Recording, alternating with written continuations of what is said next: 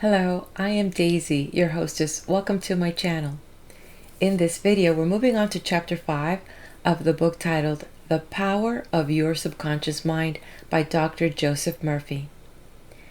Before I move on to the read, I'd like to give you my highlights from chapter 4, which was titled Mental Healing in Ancient Times. And Dr. Murphy went on to give us many different stories and also techniques that were used in the past, pretty much kind of laying it out that what he is sharing with us isn't something new, that we have been seeing the power of the subconscious mind at work. And he gave us the story of Jesus and the blind man from the book of Matthew, chapter 9, verse 28 through 30. And there's the recounting of when the blind man came to Jesus and said, "Can you heal me?" And Jesus asked him, before any healing took place, asked him, "Do you believe I can do this?" And the man said, "Yes, I do." And as Jesus touched him, the touching of the hands, the laying of the hands, the eyesight was restored. But while that was happening, Jesus was saying that as you believe, it will be done unto you. And that is what happened. The man brought his faith. He had total faith that this was going to happen, and it did.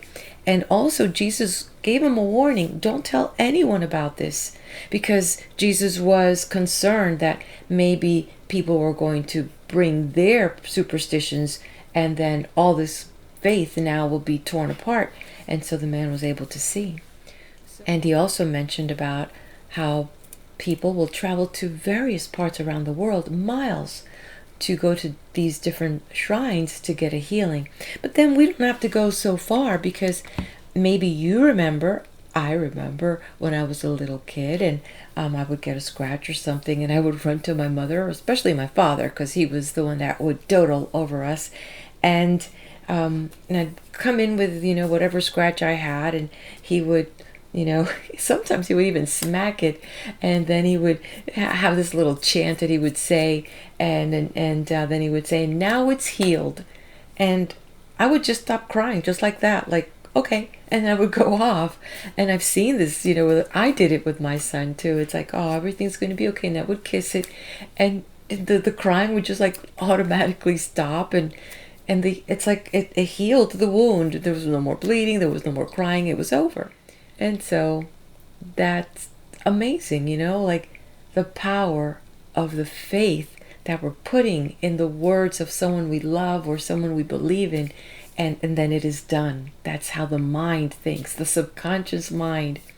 And before we move on, I've also found something that I really was sitting there and digesting, because I found it really important, as he actually stated that he wanted to bring back and discuss a fundamental truth.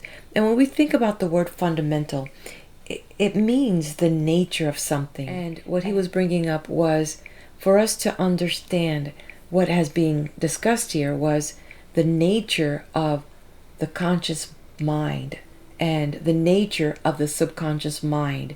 And doctors and scientists have now, and you're aware of this, made it very clear that there is a conscious and that there is a subconscious. So that's just the nature of the design of what's inside this cranium here. And in addition, he added that the subconscious mind has complete control over the functions, conditions, and sensations of the body. Now, why do I want to bring that up now? There have been some new studies now that are showing that negative emotions can park themselves in different organs in our body, and if not checked, then they will turn into disease. And here's just like one, and I'm putting it here so that you can look at it, but the links will be inside this video here, so you can at your leisure go take a look and study that. And for example, in the liver, the eyes, and the gallbladder, if you have negative emotions such as anger, frustration, envy, and jealousy, they're going to park themselves in any one of these organs and manifest there. So give it a little whirl and take a look at that. You might find that quite interesting. But anyway, we're going to stop right there, and I'm going to head on over to this next chapter, which is going to be more about healing and the mind. The Power of Your Subconscious Mind by Dr. Joseph Murphy. Chapter 5, Mental Healings in Modern Times. Everyone is definitely concerned with the healing of bodily conditions and human affairs. What is it that heals? Where is this healing power? These are questions asked by everyone. The answer is that this healing power is in the subconscious mind of each person, and a changed mental attitude on the part of the sick person releases this healing power. No mental or religious science practitioner, psychologist, psychiatrist, or medical doctor ever healed a patient. There is an old saying, "The doctor dresses the wound, but God heals it." The psychologist or psychiatrist proceeds to remove the mental blocks in the patient so that the healing principle may be released, restoring the patient to health. Likewise, the surgeon removes the physical block, enabling the healing currents to function normally. No physician, surgeon, or mental science practitioner claims that he healed the patient. The one healing power is called by many names: nature, life, God, creative intelligence, and subconscious power. As previously outlined, there are many different methods used to remove the mental, emotional, and physical blocks which inhibit the flow of the healing life principle animating all of us. The healing principle resident in your subconscious mind can and will, if properly directed by you or some other person, heal your mind and body of all disease. This healing principle is operative in all men regardless of creed, color, or race. You do not have to belong to some particular church in order to use and participate in this healing process. Your subconscious will heal the burn or cut on your hand, even though you profess to be an atheist or agnostic. The modern mental therapeutic procedure is based on the truth that the infinite intelligence and power of your subconscious mind responds according to your faith. The mental science practitioner or minister follows the injunction of the Bible, i.e., he goes into his closet and shuts the door, which means he stills his mind, relaxes, lets go, and thinks of the infinite healing presence within him. He closes the door of his mind to all outside distractions as well as appearances, and then he quietly and knowingly turns over his request or desire to his subconscious mind, realizing that the intelligence of his mind will answer him according to his specific needs. The most wonderful thing to know is this: imagine the end desired and feel its reality. Then the infinite life principle will respond to your conscious choice and your conscious request. This is the meaning of believe you have received and you shall receive. This is what the modern mental scientist does when he practices prayer therapy. One process of healing. There's only one universal healing principle operating through everything: the cat, the dog, the tree, the grass, the wind, the earth, for everything is alive. This life principle operates through the animal, vegetable, and mineral kingdoms as instinct and the law of growth. Man is consciously aware of this life principle, and he can consciously direct it to bless himself in countless ways. There are many different approaches, techniques, and methods in using the universal power, but there's only one process of healing, which is faith. For according to your faith is it done unto you. The law of belief. All religions of the world represent forms of belief, and these beliefs are explained in many ways. The law of belief is belief. What do you believe about yourself, life, and the universe? It is done unto you as you believe. Belief is a thought in your mind which causes the power of your subconscious to be distributed into all phases of your life according to your thinking habits. You must realize the Bible is not talking about your beliefs in some ritual, ceremony, form, institution, man, or formula. It is talking about belief itself. The belief of your mind is simply the thought of your mind. If thou canst believe, all things are possible to him that believeth. That's from the book of Mark, chapter 9, verse 23. It is foolish to believe in something to hurt or harm you. Remember, it is not the thing believed in that hurts or harms you, but the belief or thought in your mind which creates the result. All your experiences, all your actions, and all the events and circumstances of your life are but the reflections and reactions to your own thought.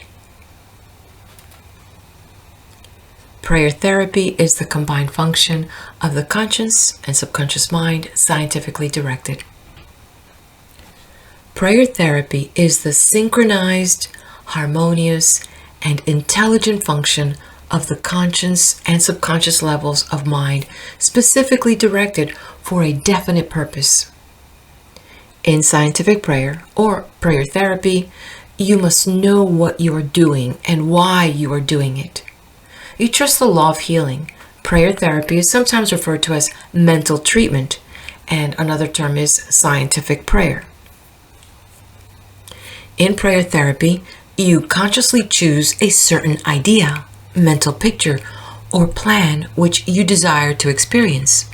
You realize your capacity to convey this idea or mental image to your subconscious by feeling the reality of the state assumed. As you remain faithful in your mental attitude, your prayer will be answered.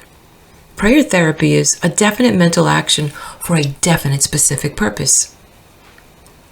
Let us suppose that you decide to heal a certain difficulty by prayer therapy. You are aware that your problem or sickness, whatever it may be, must be caused by negative thoughts charged with fear and lodged in your subconscious mind, and that if you can succeed in cleansing your mind of these thoughts, you will get a healing. You, therefore, turn to the healing power within your own subconscious mind and remind yourself of its infinite power and intelligence and its capacity to heal all conditions. As you dwell on these truths, your fear will begin to dissolve, and the recollection of these truths also corrects the erroneous beliefs. You give thanks for the healing that you know will come, and then you keep your mind off the difficulty until you feel guided, after an interval, to pray again. While you're praying, you absolutely refuse to give any power to the negative conditions or to admit for a second that the healing will not come. This attitude of mind brings about the harmonious union of the conscious and subconscious mind, which releases the healing power. Faith healing, what it means and how blind faith works. What is popularly termed faith healing is not the faith mentioned in the Bible, which means a knowledge of the interaction of the conscious and subconscious mind. A faith healer is one who heals without any real scientific understanding of the powers and forces involved. He may claim that he has a special gift of healing, and the sick person's blind belief in him or his powers may bring results. The voodoo doctor in South Africa and other parts of the world may heal by incantations, or a person may be healed by touching the so-called bones of saints, or anything else which causes the patients to honestly believe in the method or process. Any method which causes you to move from fear and worry to faith and expectancy will heal. There are many persons, each of whom claim that because his personal theory produces results, it is, therefore, the correct one. This, as already explained in this chapter, cannot be true. To illustrate how blind faith works, you will recall our discussion of the Swiss physician Franz Anton Mesmer. In 1776, he claimed many cures when he stroked diseased bodies with artificial magnets.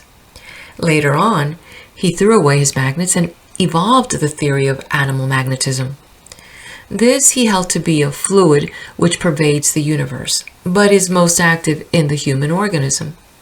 He claimed that this magnetic fluid which was going forth from him to his patients healed them. People flocked to him, and many wonderful cures were effective. Mesmer moved to Paris, and while there, the government appointed a commission composed of physicians and members of the Academy of Science, of which Benjamin Franklin was a member, to investigate his cures. The report admitted the leading facts claimed by Mesmer, but held that there was no evidence to prove the correctness of his magnetic fluid theory, and said the effects were due to the imagination of the patients.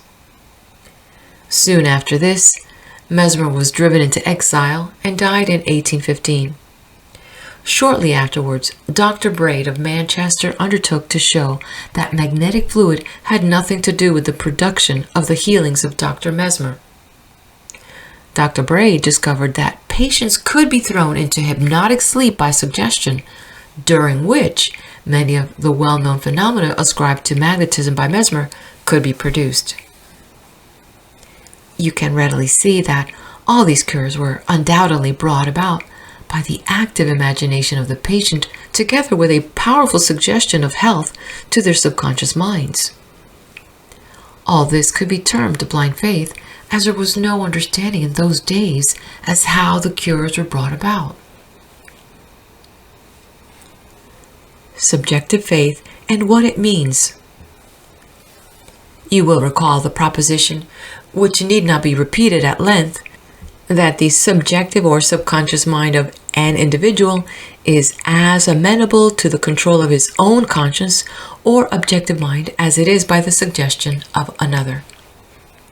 It follows that whatever may be your objective belief, if you will assume to have faith actively or passively, your subconscious mind will be controlled by the suggestion, and your desire will be fulfilled.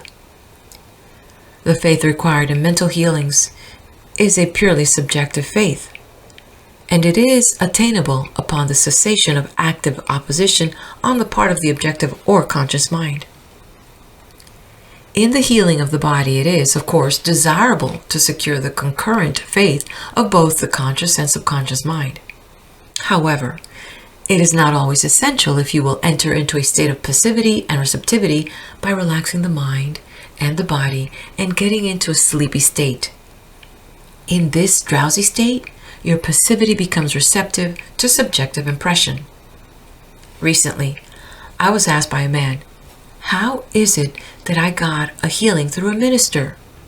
I did not believe what he said when he told me that there is no such thing as disease and that matter does not exist. This man at first thought his intelligence was being insulted, and he protested against such a palpable absurdity. The explanation is simple. He was quieted by soothing words and told to get into a perfectly passive condition, to say nothing and think of nothing for the time being.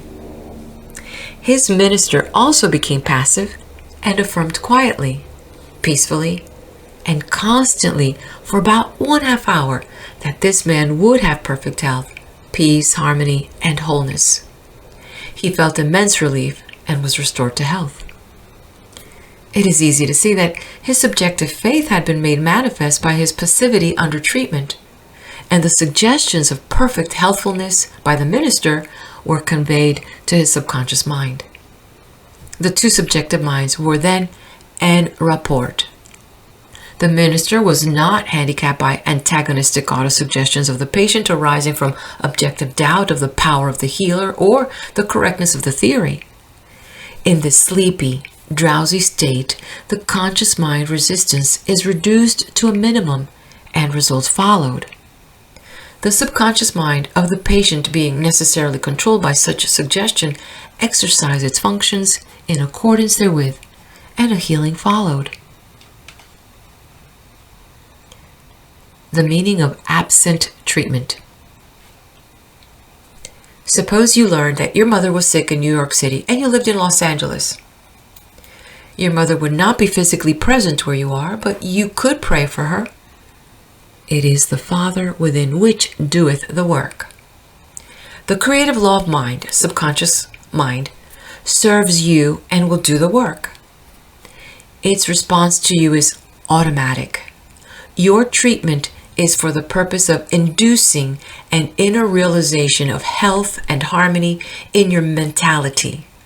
This inner realization, acting through the subconscious mind, operates through your mother's subconscious mind, as there is but one creative mind. Your thoughts of health, vitality, and perfection operate through one universal subjective mind and set a law in motion on the subjective side of life, which manifests through her body as a healing. In the mind principle, there is no time or space. It is the same mind that operates through your mother, no matter where she may be. In reality, there is no absent treatment, as opposed to present treatment, for the universal mind is omnipresent. You do not try to send out thoughts or hold a thought. Your treatment is a conscious movement of thought. And as you become conscious of the qualities of health, well-being, and relaxation, these qualities will be resurrected in the experience of your mother, and results will follow. The following is a perfect example of what is called absent treatment. Recently, a listener of our radio program in Los Angeles prayed as follows for her mother in New York, who had a coronary thrombosis. The healing presence is right where my mother is. Her bodily condition is but a reflection of her thought life, like shadows cast on the screen. I know that in order to change the images on the screen, I must change the projection reel. My mind is the projection reel, and I now project in my own mind the image of wholeness, harmony, and perfect health for my mother. The infinite healing presence which created my mother's body and all her organs is now saturating every atom of her being, and a river of peace flows through every cell of her body. The doctors are divinely guided and directed, and whoever touches my mother is guided to do the right thing. I know that disease has no ultimate reality. If it had, no one could be healed. I now align myself with the infinite principle of love and life, and I know and decree that harmony, health, and peace are now being expressed in my mother's body. She prayed in the above manner several times daily, and her mother had a most remarkable recovery after a few days, much to the amazement of her specialist. He complimented her on her great faith in the power of God. The conclusion arrived at in the daughter's mind set the creative law of mind in motion on the subjective side of life, which manifested itself through her mother's body as perfect health and harmony. What the daughter felt as true about her mother was simultaneously resurrected in the experience of her mother.